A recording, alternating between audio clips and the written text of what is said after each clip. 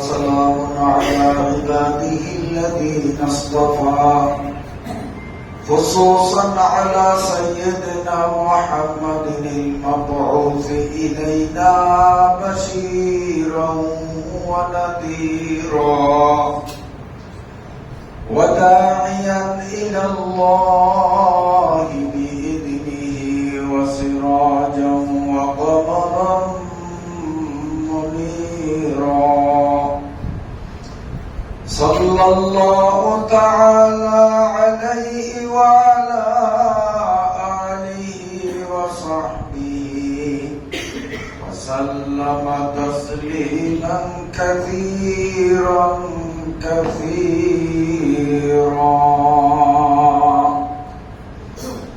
اللهم صل على سيدنا ونبينا وشفينا وحبيبنا ومولانا محمد وآله وأصحابه وبارك وسلم اللهم صل على سيدنا ونبينا وشفينا وحبيبنا ومولانا محمد وآله وأصحابه وبارك وسلم اللهم صل على سيدنا ونبينا وشفينا وحبيبنا ومولانا محمد وآله وأصحابه وبارك وسلم بلغ العلا بكماله كشف الدجى بجماله حسنت جميع خصاله صلوا عليه وآله أما بعد فأعوذ بالله من الشيطان الرجيم بسم الله الرحمن الرحيم كلا إذا دكت الأرض دكا دكا وجاء ربك والملك صفا صفا وجيء يومئذ بجهنم يومئذ يتذكر الإنسان وأنى له الذكرى يقول يا ليتني قدمت لحياتي فيومئذ لا يعذب عذابه أحد ولا يوثق وثاقه أحد يا أيتها النفس المطمئنة ارجعي إلى ربك راضية مرضية فادخلي في عبادي وادخلي جنتي صدق الله مولانا العظيم وصدق نبينا الكريم ونحن على ذلك لمن الشاهدين উপস্থিত সমবেত সম্মানিত মুসলিম کرام প্রথমে আমরা মহান আল্লাহ রাব্বুল আলামিনের পাক দরবারে স্বচ্ছ ও অকপট মনে কৃতজ্ঞতা আদায় করছি, যার মহিমায় আমরা ধন্য হয়ে সুস্থ শরীরে আল্লাহ পাকের মহান হুকুম সালাতুল জুমা সমাপনের লক্ষ্যে আল্লাহর ঘরে উপস্থিত হওয়ার সুবর্ণ তৌফিক পেলাম, আলহামদুলিল্লাহ। আমরা দীর্ঘ অনেকদিন যাবৎ পবিত্র কোরআনুল কারীমের 89 নম্বর সূরা তথা সূরা আল ফজরের প্রথম থেকে ধারাবাহিকতা রক্ষা করে আলোচনা অব্যাহত রেখেছিলাম।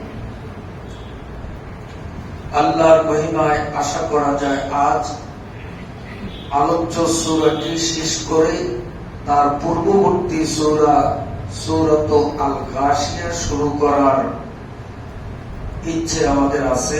আল্লাহ তাআলা আমাদেরকে তৌফিক দান করেন।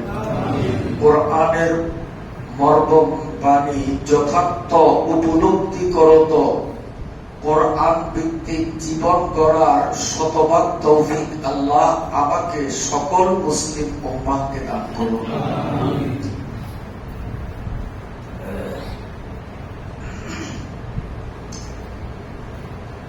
আজকে তিলাওয়াতকৃত আয়াতগুলোতে কিয়ামত দিবসের বিভীষিকাময় অবস্থা,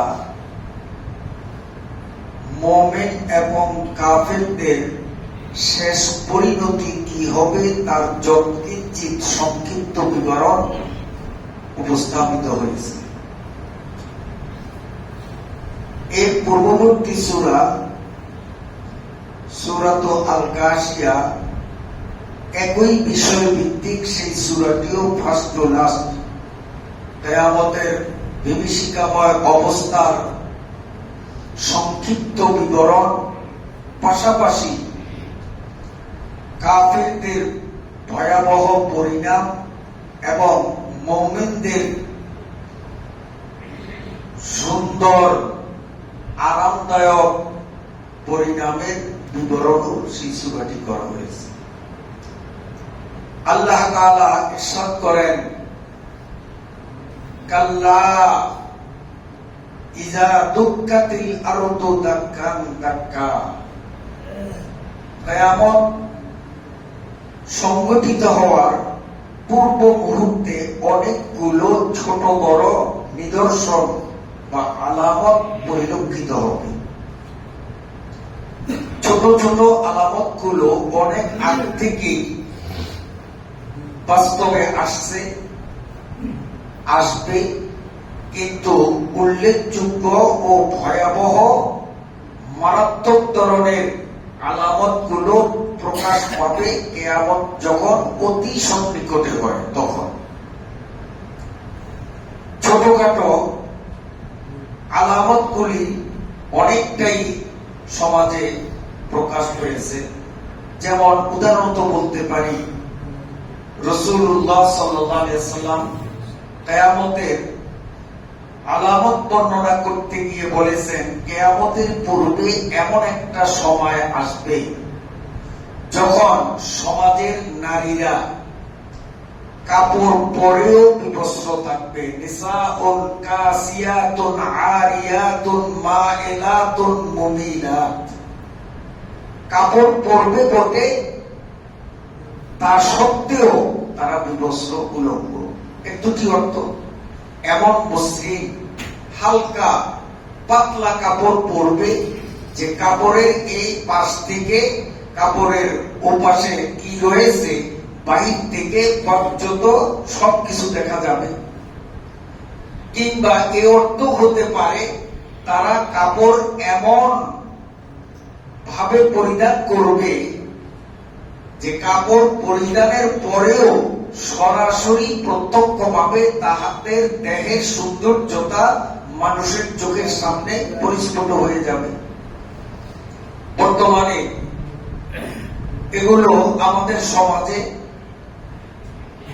যখন তখন যেখানে সেখানে শহরে গ্রামে গঞ্জে সব জায়গায় এখন এগুলো পরিলক্ষিত হয়।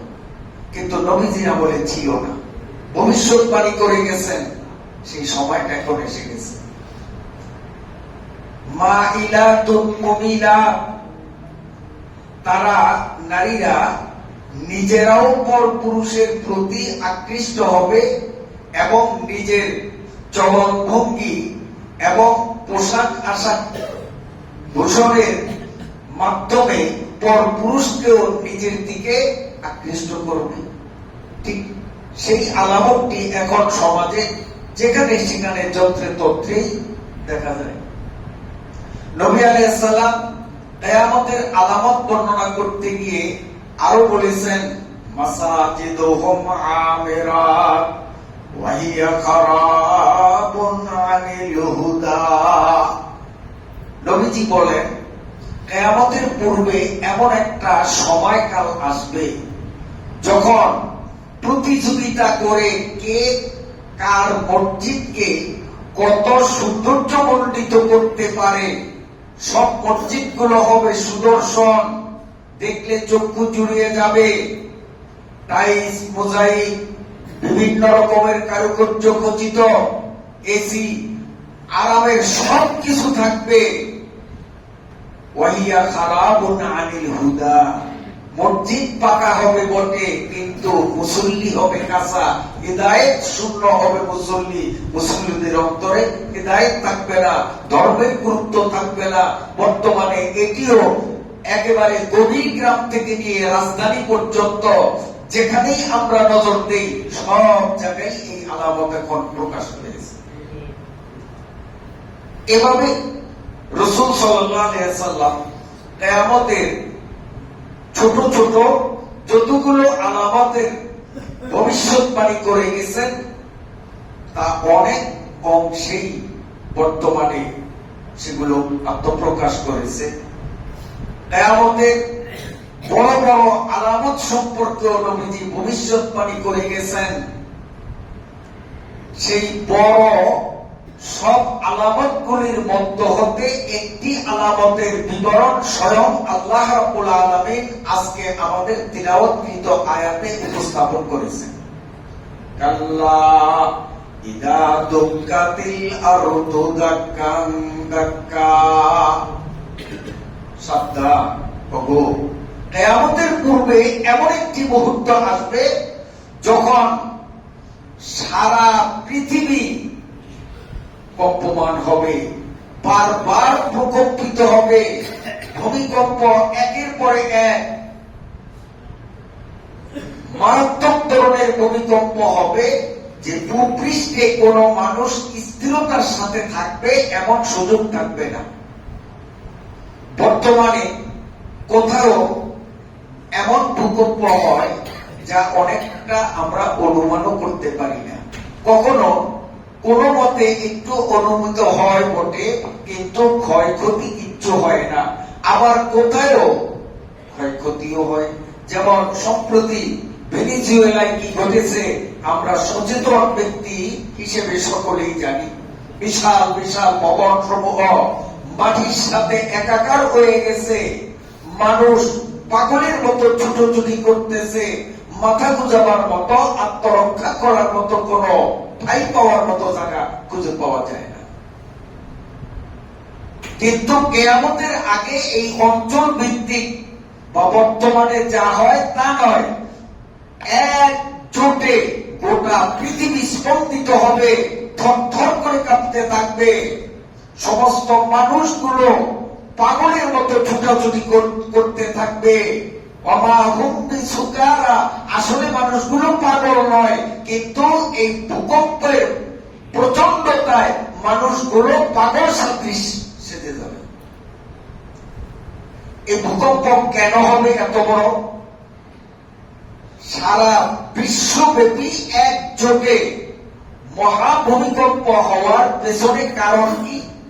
কারণ হলো আজকে গ্রহ নক্ষত্র এই সৌরজগতের মধ্যে যা কিছু আছে সব কিছু সুনিয়ন্ত্রিত ভাবে স্ব পরিমণ্ডলে নিজ নিজ কক্ষপথে নির্ধারিত নিয়ম অনুপাতে চলমান, ঘূর্ণনশীল।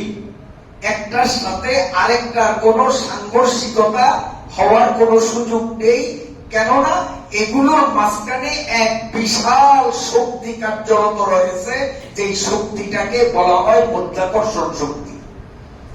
এই মাধ্যাকর্ষণ শক্তির বলে সূর্য, চন্দ্র, গ্রহ, নক্ষত্র, ধূমকেতু, পৃথিবী, এক কথায় সৌর জগতের যা কিছু সব কিছুই আপন আপন স্থানে রয়েছে। কিন্তু কিয়ামতের পূর্ববর্তী মুহূর্তে আল্লাহ রাব্বুল আলামিন এই মাধ্যাকর্ষণ শক্তিকে বিলুপ্ত করে দিবেন। মাধ্যাকর্ষণ শক্তি উৎস হল সূর্য। সূর্য গর্ভে প্রতিনিয়ত 564 টন হাইড্রোজেন সেখানে পড়ে। 500 প্রতি সেকেন্ডে, প্রতিদিন প্রতি সেকেন্ডে 564 টন হাইড্রোজেন নামীয় গ্যাস সেখানে পড়ে এই জ্বালাওপুরোর মাধ্যমে সূর্যগর্ভে এক ভয়াবহ অগ্নিপিণ্ড তৈরি হয়। ওই অগ্নির উত্তাপে সূর্যগর্ভে এক বিশাল শক্তির সঞ্চার হয়। সেই শক্তিটাকেই আধুনিক পরিভাষায় মাধ্যাকর্ষণ শক্তি বলে। যে মাধ্যাকর্ষণ শক্তির বলেই সব গ্রহ নক্ষত্র আপন আপন স্থানে বিদ্যমান। কিন্তু কিয়ামতের পূর্বে এমন একটা দিন আসবে যেদিন সূর্যগর্ভে এক ফোঁটা হাইড্রোজেনের অস্তিত্ব থাকবে না। হাইড্রোজেন নিঃশেষ হওয়ার ফলশ্রুতিতে সূর্যের প্রজ্বলিত আগুন নির্বাপিত হয়ে যাবে, সূর্য কালো কুৎসিত হয়ে যাবে। আল্লাহ তাআলা বলেন, ইযা শামসু কুফিরাত ওয়ান নুজুমু কাদারাত। আল্লাহ বলেন সেদিন সূর্য কালো কুৎসিত হয়ে যাবে। তার ভিতরে হাইড্রোজেনের অভাবজনিত কারণে, হাইড্রোজেনের অবিদ্যমানতার কারণে তার সেই আগুন নিভে যাবে। আর আগুন নিভে যাওয়ার ফলশ্রুতিতে মাধ্যাকর্ষণ শক্তি সঞ্চার করবে না। সূর্য তখন কালো হয়ে যাবে। গ্রহ নক্ষত্র সব ইতস্ত বিক্ষিপ্ত হয়ে কাঁপতে কাঁপতে একটার সাথে আরেকটা মহাসংঘর্ষ বেঁধে যাবে। আল্লাহ তাআলা সেই ধারাবাহিকতায় বলেন, কাল্লা ইযা দুক্কাতিল আরদু দাক্কান দাক্কা। সেদিন এই পৃথিবীও যেহেতু একটি গ্রহ, মাধ্যাকর্ষণ শক্তির অবিদ্যমানতার কারণে গোটা পৃথিবী তখন অস্থির হয়ে প্রকম্পিত হতে থাকবে, কাঁপতে থাকবে। স্থিরভাবে তার মধ্যে দাঁড়াবার মতো সুযোগ কারো হবে না। এভাবে কাঁপতে কাঁপতে এমন একটি মুহূর্ত আসবে যখন পৃথিবীর অস্তিত্বই থাকবে না। পৃথিবী এবং পৃথিবীতে যা কিছু রয়েছে সব কিছুই অস্তিত্বহীন হয়ে যাবে, কিচ্ছু থাকবে না। শুধুমাত্র রয়ে যাবেন হযরতে ইসরাফিল সহ আল্লাহ পাকের অসংখ্য অগণিত ফেরেশতা। ফেরেশতা ভিন্ন আর কোন প্রজাতির সৃষ্টি এই জগতে আর থাকবে না, সব শেষ হয়ে যাবে। এরপরেও জমিন তার কম্পন অব্যাহত রাখবে। ফেরেশতারা সাত আসমান থেকে সব তারাও মাতালের মতো ইতস্ত বিক্ষিপ্ত হয়ে ছুটাছুটি করবে। কারণ শুধু জমিনই কাঁপবে না, এক এক করে প্রতিটি আসমানের মধ্যে এমন কম্পন, অভূতপূর্ব কম্পন সৃষ্টি হয়ে যাবে। ফেরেশতারাও তখন অচেতন হয়ে ছুটাছুটি করবে। পালাক্রমে এক এক করে ফেরেশতা জাতীয় সব শেষ হয়ে যাবে। রয়ে যাবেন জিবরাইল, মিকাইল, ইসরাফিল, আজরাইল, এই চার ফেরেশতা। আর থাকবে পাপিষ্ঠ ইবলিস। আল্লাহ তাআলা হযরতে ইসরাফিল আলাইহিস সালাতু ওয়াস সালামকে জিজ্ঞেস করবেন, কোন অবস্থানে আছো, কোন পর্যায়ে নিয়েছো জগৎকে?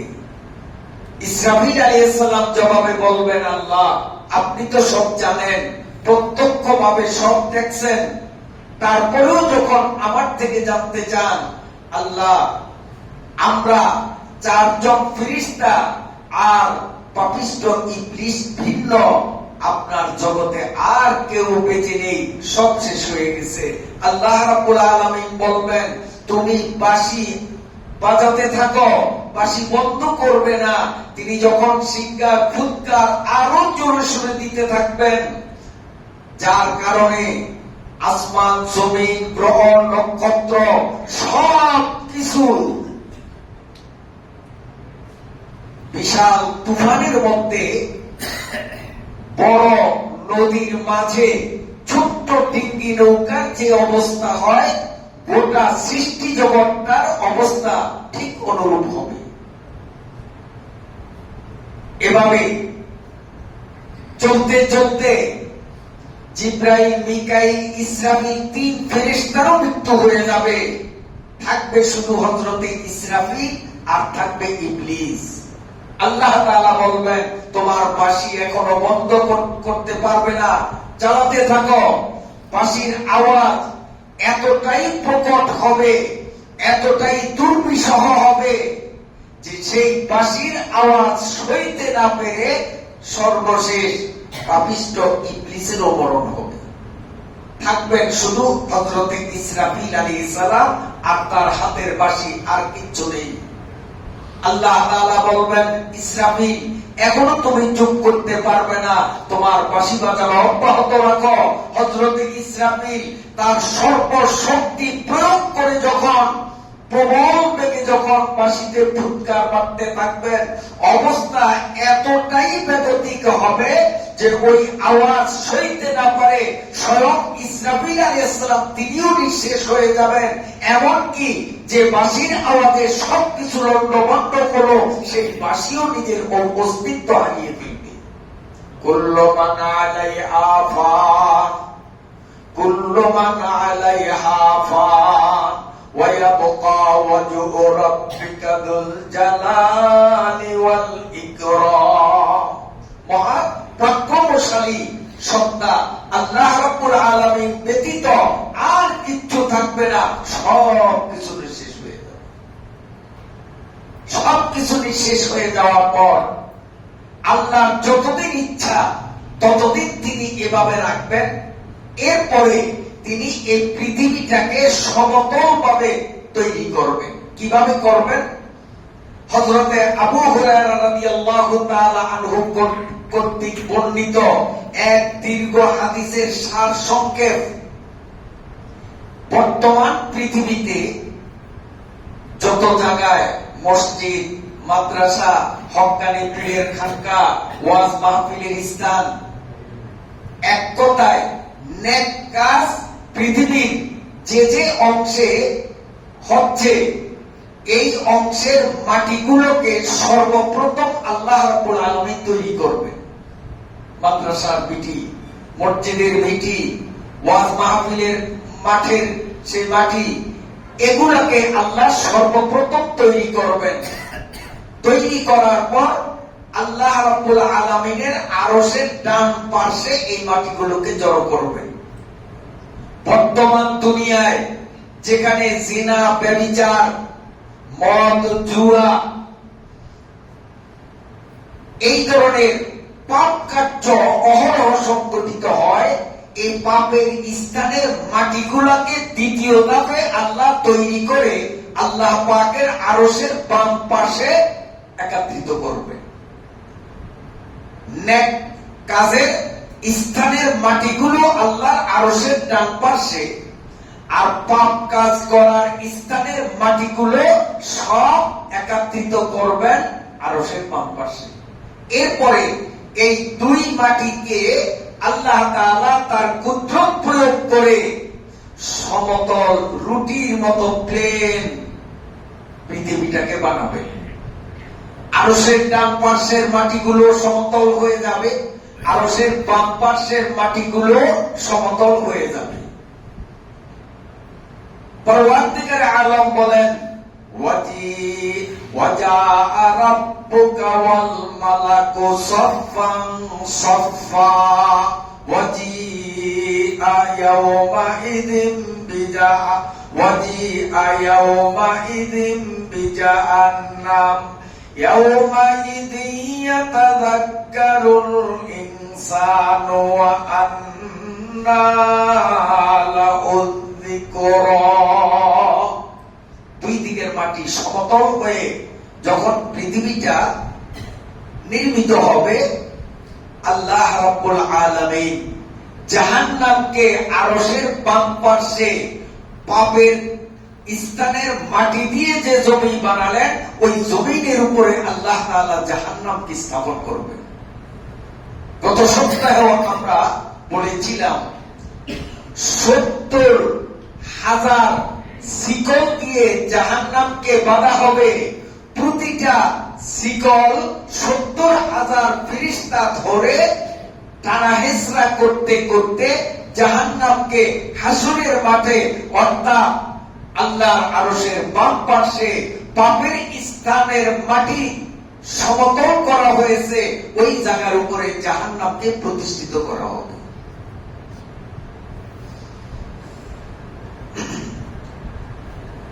এরপরে আল্লাহ রাব্বুল আলামিন সর্বপ্রথম হযরতে ইসরাফিল আলাইহিস সালাতু ওয়াস সালামকে পুনর্বার তৈরি করবেন।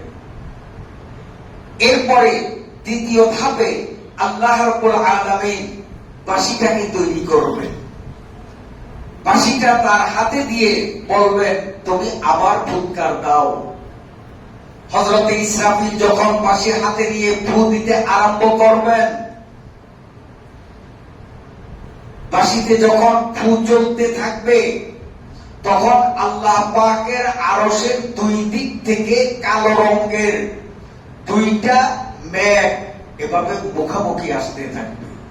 আস্তে আস্তে যখন মেঘ দুটি পারস্পরিক সংঘর্ষে লিপ্ত হবে, একটার সাথে আরেকটার ধাক্কা যখন লাগবে, তখন এই মেঘমালা থেকে হালকা বায়ু বর্ষণ হবে, সামান্য কিছু বৃষ্টিপাত হবে।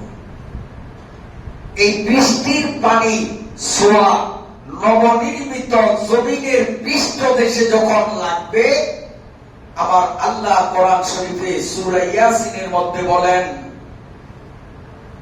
মিনাল আজদাসি ইয়ানসিলুন।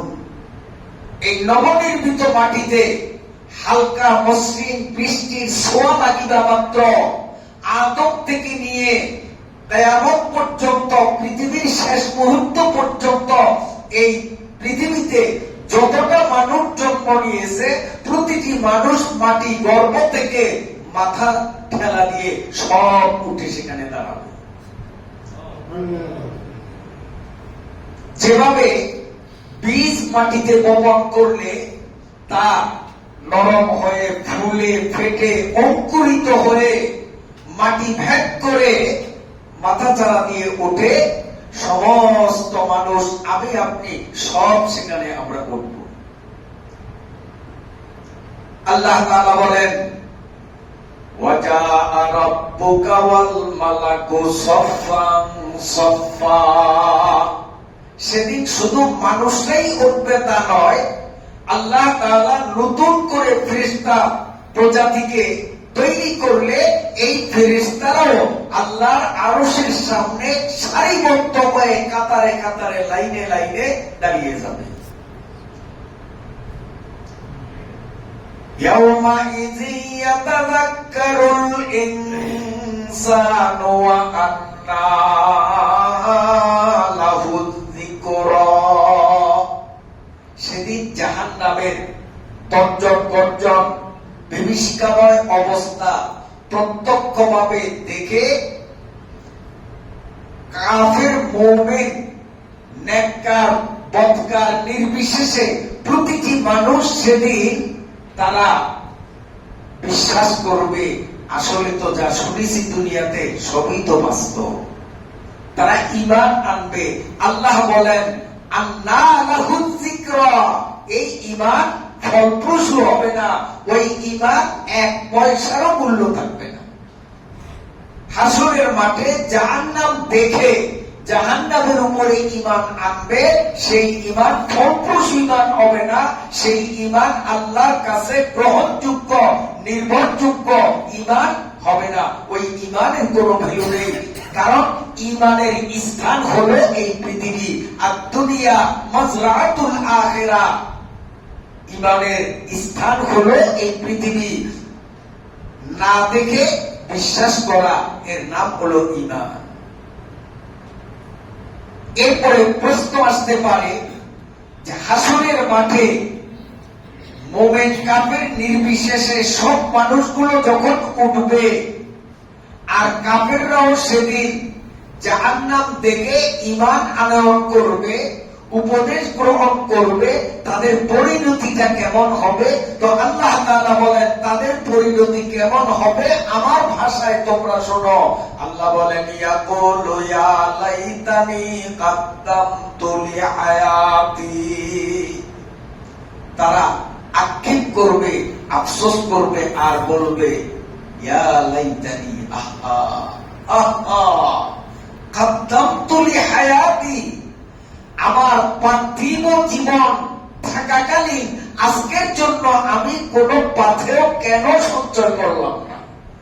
দুনিয়ায় থেকে ঈমান আমলকে আমি সঠিক করে আজকের জন্য আমি সম্পদ কেন জোগাড় করলাম না? আফসোস করবে। এমনকি বর্ণিত আছে যে আফসোস করতে করতে অনেক মানুষ হাতের আঙ্গুলের মাথা থেকে বগল পর্যন্ত নিজের হাতকে চিবিয়ে শেষ করে ফেলবে, কিন্তু তারপরেও সেদিনের আফসোস কোনো কাজে আসবে না। ফায়াউমাইযিন লা ইউআযিবু আযাবাহু আহাদ, আল্লাহ বলেন সেই দিন এই কাফের গোষ্ঠীকে, পাপিষ্ঠ জাতিকে আমি এমন সাজা দেব যে আমার সাজার মতো সাজা প্রয়োগকারী আমার সৃষ্টির মধ্যে কাউকে আমি বানাইনি। আমি যেই স্টাইলে, যেই ধরনের, যেই সিস্টেমে, যেই কায়দায়, যেই ধরনে আমি আযাব দেব, এই ধরনে আযাব দেওয়ার সক্ষমতা আমি ছাড়া আর কারো নেই। ওয়ালা ইউসিকু ওয়াসাকাহু আহাদ, আল্লাহ বলেন এই কাফের বেদীন পাপিষ্ঠদের আমি এভাবে বাঁধব, আমার বাঁধার মতো বাঁধার শক্তি আমি ছাড়া আর কারো নেই। এত কঠিন ভাবে আমি বাঁধব। অন্যত্রে আল্লাহ বলেন ইন্না বাতশা রাব্বিকা লাশাদীদ, আমার ধরা বড় কঠিন, বড় শক্ত, আমার ধরার থেকে রেহাই পাবে এমন শক্তিমত্তা কারণে। এরপরে প্রশ্ন আসে যে কাফিরদের অবস্থা তো এমন হবে, তবে এই দুনিয়াতে দুঃখে কষ্টে ক্লেশে শান্তিতে আরামে বেরামে সর্ব অবস্থায় যে মানুষগুলো খেয়ে না খেয়ে আল্লাহর আনুগত্য এবং তার ইবাদতের মধ্যে সন্তুষ্ট চিত্তে জীবন যাপন করেছে, যতই দুঃখ কষ্ট আসুক নিজের শক্তিমত্তা প্রয়োগে আল্লাহর আনুগত্যে অটল ছিল, সেই মুমিনদের অবস্থা কি হবে? আল্লাহ বলেন ইয়া আইয়াতুহান নাফসুল মুতমাইন্না, এই মানুষগুলোকে আল্লাহ তাআলা ডেকে বলবেন হে নফসে মুতমাইন্না, শান্ত আত্মার অধিকারী গণ। শান্ত আত্মা, শান্ত আত্মা কোন আত্মাকে বলে? যেই আত্মা সুখে থাকুক দুঃখে থাকুক, আরামে থাকুক বেরামে থাকুক, আল্লাহর আনুগত্য স্বীকার করা, আল্লাহর ইবাদতে নিজেকে মগ্ন রাখায় আত্মতৃপ্তি লাভ করে, এই মানুষগুলাকেই বলা হয় আন-নাফসুল মুতমাইন্না, প্রশান্ত আত্মার অধিকারী। ইয়া আইয়াতুহান নাফসুল মুতমাইন্না, হে প্রশান্ত আত্মার অধিকারীগণ, ইরজিই ইলা রাব্বিক, তোমরা তোমাদের প্রভুর পানে ছুটে আসো। আল্লাহ তাআলা তাদেরকে আহ্বান করবেন, তোমরা আমার বিশেষ আত্মীয়তা লাভের জন্য আমার কাছে দৌড়ে আসো।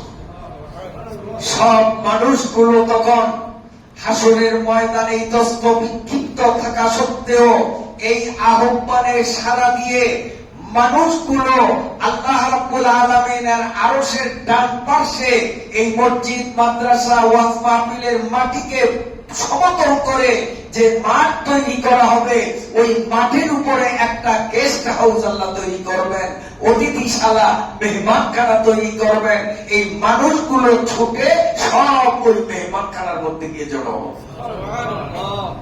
আল্লাহ তাআলা সকলকে সেখানে বসিয়ে দিয়ে আল্লাহ নিজের কুদরতি হাতে তাদের সামনে আপ্যায়নের সামগ্রী আল্লাহ তাআলা এভাবে পরিবেশন করবে। আর এই নফসে মুতমাইন্না, প্রশান্ত আত্মার অধিকারী মানুষগুলো সেখানে নাস্তা খেতে থাকবে। এই নাস্তা খাওয়া শুরু হবে, নাস্তা খাওয়া শেষ করতে সময় লাগবে 40 বছর। এটা হলো প্রাথমিক শান্তির হালকা নাস্তা। মূল খাবার তো সামনে যখন জান্নাতে যাবে।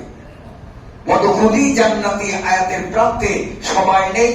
ইচ্ছে করেছিলাম আজকে সূরাটি শেষ করে তার পূর্ববর্তী সূরা আল গাশিয়ায় ঢোকার, কিন্তু সময়ের সংকীর্ণতার কারণে 30 আয়াত বিশিষ্ট সূরাতুল আল ফজরের 26 নম্বর আয়াতের মাথায় এসেই আজকে অসমাপ্ত পর্যায়ে আমাদের আলোচনা এখানে শেষ করলাম। বসুন, একটি ঘোষণা। এই যে